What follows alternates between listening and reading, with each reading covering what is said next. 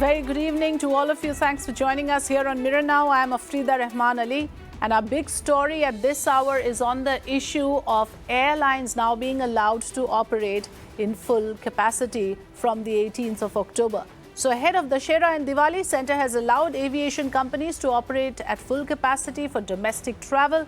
Airlines can operate at 100% capacity for the first time since restrictions were imposed, and that will be in effect starting Monday, the 18th of October. The Centre has, however, put the onus of ensuring COVID discipline on the airline. The onus are on the airline firms to ensure strict adherence to COVID-appropriate behavior. So as far as rules go, the restrictions have been completely lifted.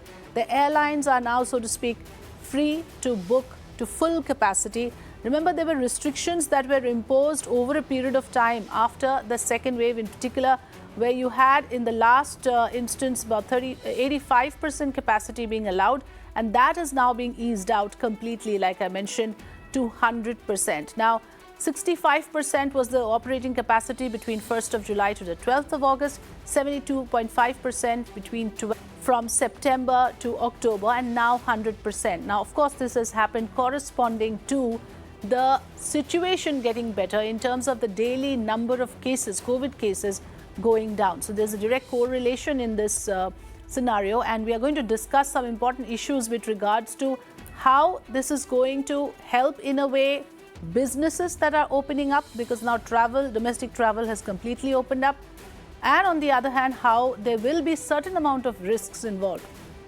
This is a very important risk-benefit analysis that the authorities are required to do. Is it safe then to allow airlines to operate at full capacity? Remember, the moment you do that, there will be crowding at the airports. The footfall is going to go up manyfold at the airports.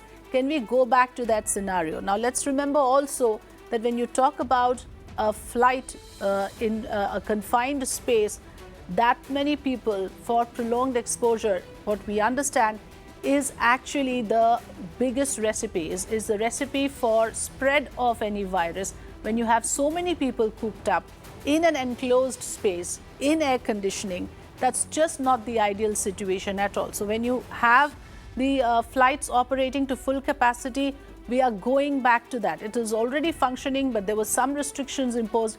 All of that has been lifted. So let's welcome our guests this afternoon, Dr. Rajeev Jayadevan, Scientific Advisor, IMA, joining us here on The Big Story, and Dr. Ishwar Gilada, Infectious Disease Expert, also with us on The Big Story.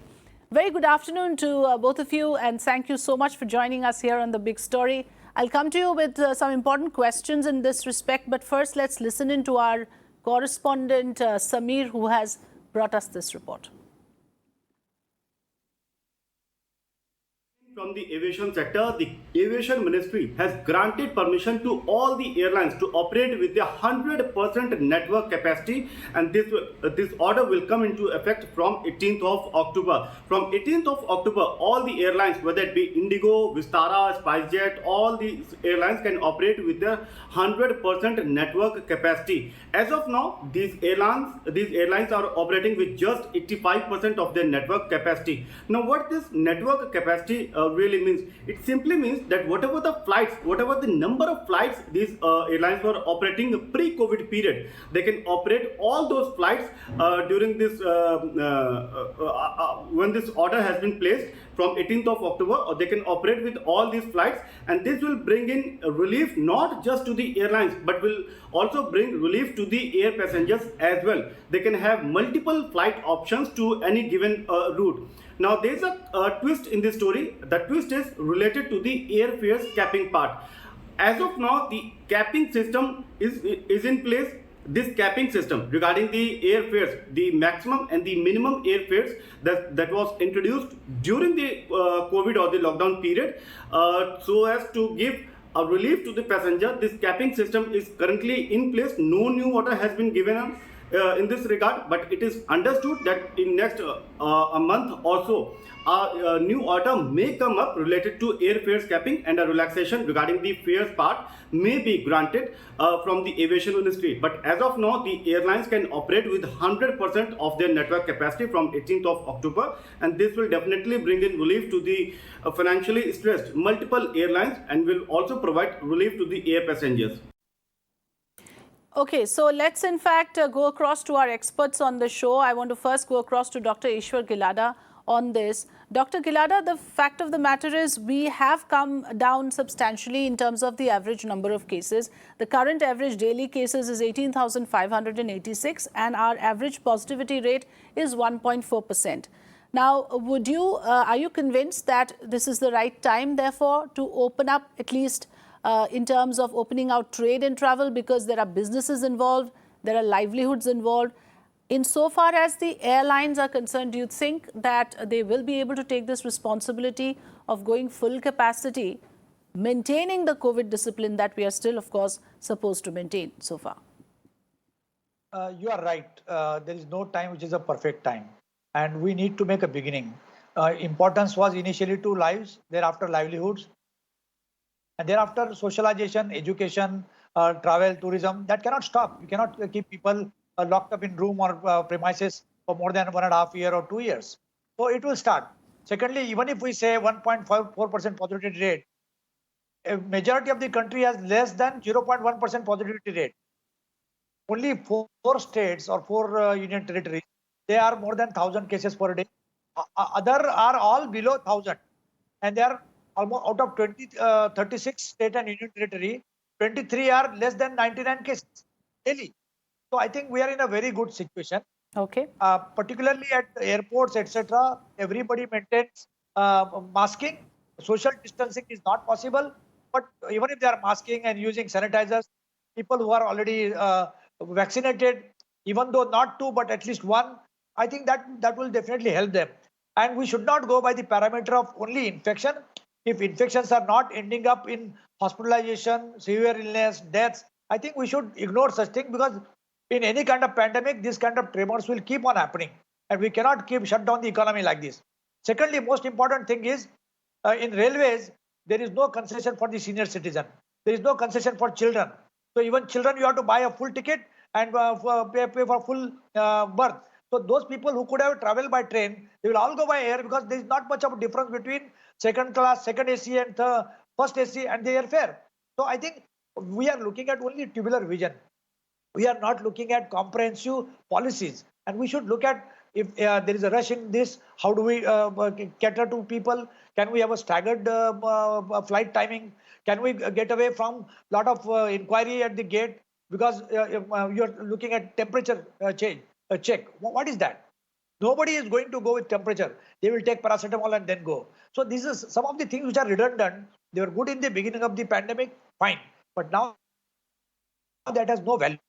At RT-PCR report, why? In Mumbai airport, they did 22 lakh RT-PCR tests in 4 months to find 700 positive. That was 0.7% positivity at the time when Mumbai had a 25% positivity. So I think we harass people. Actually, economy is run by the taxes paid by the people, and we harass the same people who are going to build up the economy. Dr. Gilada, the major concern is just one, whether people will maintain the COVID-appropriate behavior and the discipline. The onus has been put on the airline. Do you think that the airline, from what you said, of course, certain things can be phased out. The temperature check, like you mentioned, there will be people who will subvert that kind of a system and manage to escape that kind of scrutiny. But what do you suggest that the airlines do now in the interest of health and safety of passengers, since they have been given the responsibility of maintaining the required discipline? What are they supposed to do? See, to be fair with the airlines, they had maintained everything, whatever has been told, because they get penalized. Individual people do not get penalized. So even if you ask a middle person should wear a PPE kit, they were providing free PPE kit. They were providing free sanitizer. They were providing free mask. So from airline side, they have been maintaining. But we must also request and put onus also on people. So Okay. if you want to travel, if you want to enjoy life, you be responsible for yourself. Yes, absolutely. I agree with that. Each one of us in that sense need to take responsibility for ourselves and for those around us. So like you mentioned, social distancing, for instance, in a scenario of a airport is simply not possible. I was traveling recently and I could tell that even though you have some airlines or some messages being put up every few locations that maintain social distancing, practically it becomes very difficult. Vipul Saxena, aviation expert, also with us. Mr. Saxena, one of the three rules, social distancing, hand hygiene and masking, only two can be followed under the circumstances. And one of the most crucial ones, social distancing, it's simply impractical to even think of enforcing such a thing. Do you feel that allowing airlines to operate full capacity at a stage where we are right now is advisable? See, I think more or less I can conclude that the third wave is not going to come. So keeping that in mind, I think doing away with one condition out of three for a duration of 1 hour or 2 hours, 2.5 hours maximum in India, which takes any flight, I think that's quite okay because most of the passengers are going to be double vaccinated, both of those vaccinated, so they are safe enough. And other two aspects we are already maintaining, so I feel it's quite safe. Right. Even if we follow the other two, you're saying that we can be quite safe. As for the rules, Mr. Saxena, do you agree that it should be again done at a micro level? Because with different states, they have different advisory. If you're landing in Goa, the rules may be different from what happens if you're landing in Guwahati. So do you think that again, do you agree that there should be this kind of a system, or there should be more of a homogeneous, so that there is no confusion? Everyone knows what to do. Because every time you're traveling, you're reading these very difficult documents that the state governments release.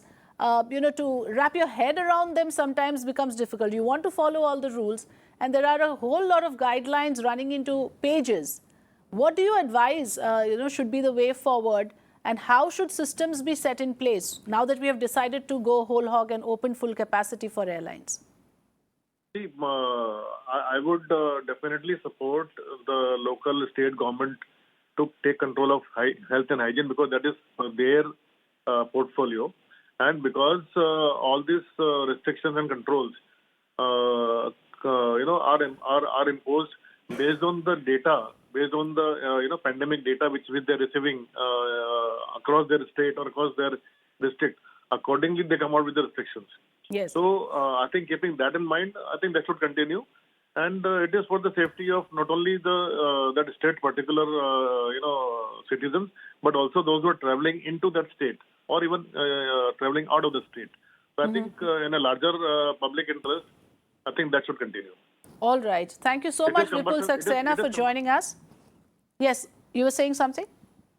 It is cumbersome and it is little uncomfortable situation, but I think in a larger interest, that should be continued. Okay, that should be continued. So there is no escaping reading those documents which all state governments have released on what are the rules you have to follow if you are landing in that particular state.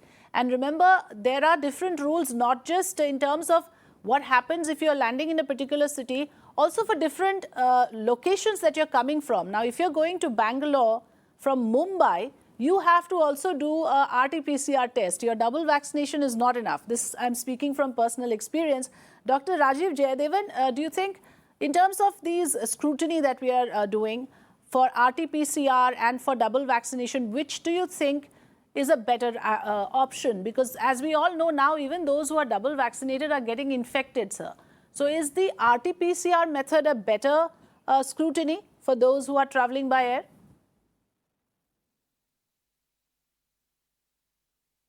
Sorry, Dr. Ishwar Gilada, this question was for you. Basically, RT-PCR is a redundant test now.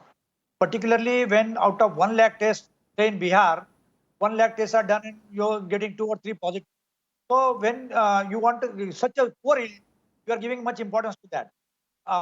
Apropos to that, antibody test, which is the IgG test, which is shows a natural infection, and that comes positive in 2 out of 3 people, 3 out of 4 people. We are not doing that. So I think what we have seen in the entire pandemic, science and logic is at bay everywhere, and all illogical things are working. So it's harassing people, doing RT-PCR in 48 hours, 72 hours. Even vaccinated people should get RT-PCR. They are all useless things. So you just want to run some labs, want to harass people. I think that's the way people will become vengeance. They will not listen to anything. They will always see some or the other occasion how to subvert these kind of guidelines. So I think we should be very much people friendly. At this part of the pandemic, the pandemic is receding. Third wave is not going to come. Even if it comes, it is not going to be so damaging as second wave or first wave also. So and in a mixed population, which is already partially infected and partially vaccinated, third wave cannot be bigger anywhere in the world. And Yes, moreover, yeah, I right. think pandemic has cooperated with us. You see entire North India, hardly you get 4 cases, 5 cases in a per state, which are 10 crore, 20 crore states. So I think we are in a good situation. Let it open up. Masking is most important. At the time of the beginning of the pandemic, people were not doing, they were doing some research saying that aerosol can spread. Some research will show that then social distancing become very important. But in a country like India, social distancing is not possible in markets, malls, in airports, in trains, buses, and like in Okay. Mumbai city, they Okay, started that's city a buses. very important 1 note person. to end the show with, that, as far as citizens are concerned, they still have to maintain their primary responsibility of following the COVID appropriate behavior. Yes, we do understand in a scenario like an airport or an aircraft for that matter, it may not be practically possible, but then masking, that is primary, that has to be maintained, as we heard the experts saying. And of course, now we'll have to welcome this move that domestic travel in India has completely opened up insofar as airlines is concerned. Come 18th October, the full capacity will be allowed for all airlines. We leave it at that. Thank you so much for watching.